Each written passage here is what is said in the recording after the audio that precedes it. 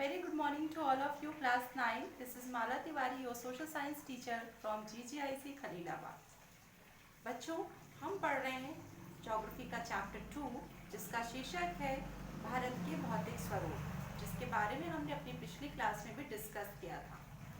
भारत के भौतिक स्वरूप या हम कह सकते हैं धरातलीय संरचना को 6 भागों में बांटा था, जिसमें जो पहली धरातलीय संरचना थी उत्तर के पर्वतीय भाग, जिसे हम हिमालय पर्वत के नाम से जानते हैं, उसके बारे में हमने अपनी पिछली कक्षा में डिस्कस किया था. आज हम दूसरा धरातलीय स्वरूप, जिसे हम कहते हैं उत्तर का विशाल मैदान, उसके बारे में डिटेल में डिस्कस करेंगे. उत्तर का विशाल मैदान हिमालय के दक्षिण में स्थित है. वह हिमालय पर्वत से निकलने वाली बहुत सारी नदियों द्वारा लाए गए निक्षेपों के जमाव से इस मैदान का निर्माण होता है. उत्तर का विशाल मैदान भारत के कुल क्षेत्रफल के 7 लाख वर्ग किलोमीटर क्षेत्र पर स्थित है. यह मैदान लगभग 2400 किलोमीटर लंबा व 240 से 320 किलोमीटर चौड़ा है. इस मैदान का निर्माण सिंधु, गंगा व ब्रह्मपुत्र तथा इनकी सहायक नदियों द्वारा लाए गए अवसादों व निक्षेपों के जमाव से हुआ है. यह मैदान सघन जनसंख्या का क्षेत्र है. कारण यह है कि इस क्षेत्र में समतल भूमि, उपजाऊ जलोढ़ मिट्टी व नदियों के जल की पर्याप्त उपलब्धता है.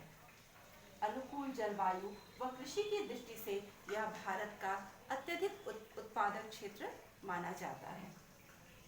उत्तर के विशाल मैदान में प्रवाहित होने वाली नदियां जब समुद्र में गिरती हैं तो वह नदी द्वीपों का निर्माण करती हैं.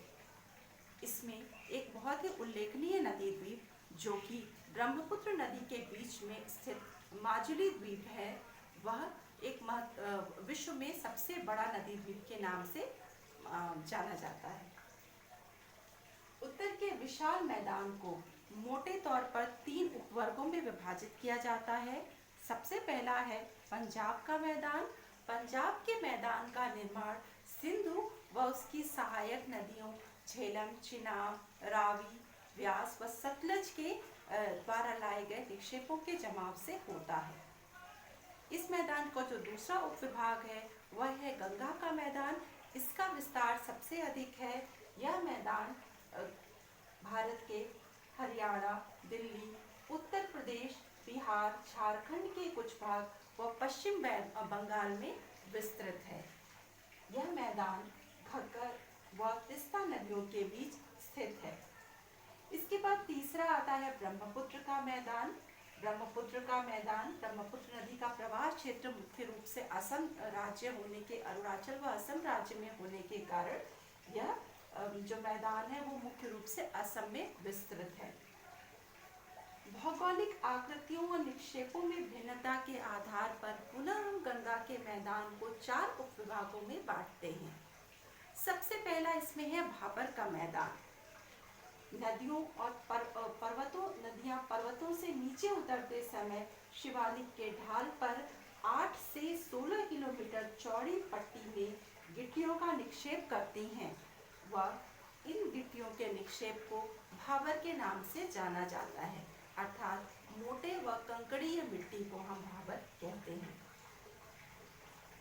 इस पट्टी में नदियां अक्सर विलुप्त हो जाया करती हैं. दूसरा जो हमारा उपविभाग है वह है तराई. भाबर प्रदेश में जो नदियां विलुप्त होती हैं वह तराई प्रदेश में पुनः सतह पर उभर आती हैं. वह इस प्रदेश में नदियां नम व दलदली क्षेत्र का निर्माण करती हैं, जिसे हम तराई प्रदेश कहते हैं. अगला हमारा है बांगर. बांगर जो है वह पुरानी जलोढ़ मिट्टी को कहा जाता है. बांगर के मैदान में मिट्टी चूने युक्त होती है. उसके बाद आता है खादर का मैदान, जिसे हम नवीन जलोढ़ मिट्टी का मैदान कहते हैं.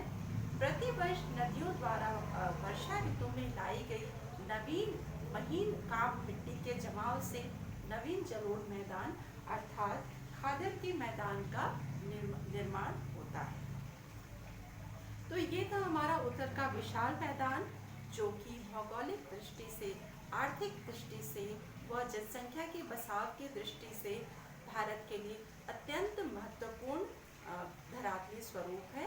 इसके बाद हम अपने नेक्स्ट क्लास में अगले धरातलीय स्वरूप, जिसे हम प्रायद्वीप का पठार कहते हैं, उसके बारे में डिटेल स्टडी करेंगे। Thank you so much.